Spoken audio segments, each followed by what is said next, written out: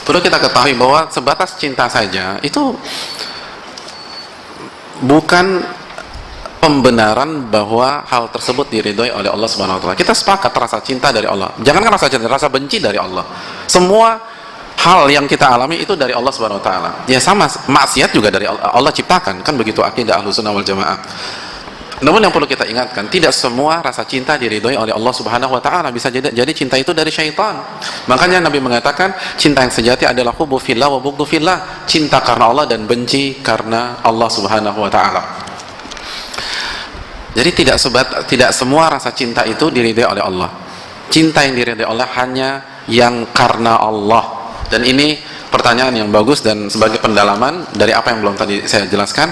Nabi SAW bersabda, salatun man kana fihinna wajada bihinna halawatal iman. Ada 3 perkara yang apabila seseorang itu memilikinya, maka dia akan memiliki dan dia akan merasakan kenikmatan dalam beriman, kelezatan dalam beriman. Dia akan merasakan manisnya iman. Apa 3 perkara tersebut? Yang pertama, an yakunallahu wa rasuluhu ahabba ilaihi mimma siwahuma. Allah dan Rasulnya lebih ia cintai daripada yang selainnya. Yang kedua, wa an yuhibbal mar'a la yuhibbuhu illa lillah. Dia tidak mencintai seseorang kecuali karena Allah. Nah, ini karena Allahnya ini yang paling penting. Nggak semua rasa cinta itu karena Allah. Bisa jadi karena kepentingan, karena fisik, karena kecenderungan dan seterusnya. Dan yang ketiga, dan ia membenci melakukan dan ia membenci kesyirikan dan terjatuh ke dalam kesyirikan sebagaimana ia membenci dilemparkan ke dalam kobaran api. Yang perlu kita garis bawahi adalah syarat yang kedua, an yuhibbal mar'a la yuhibbuhu illa lillah. Seseorang dia mencintai seseorang tidak lain tidak bukan karena Allah Subhanahu wa taala. Apa makna cinta karena Allah? Cinta karena Allah dijelaskan oleh Hafidz Ibnu Hajar, alla yazid bil bir wa la yanqus bil jafa. Cinta itu tidak bertambah karena kebaikan secara personal atau pribadi, dan cinta itu tidak berkurang karena gangguan secara personal atau pribadi. Artinya yang jadi parameter adalah hubungan dia dengan Allah, bukan kebaikan dia kepada kita secara personal. Nah, ini yang diridhai oleh Allah SWT, dan ini yang harus kita cari, khususnya mencari pasangan hidup.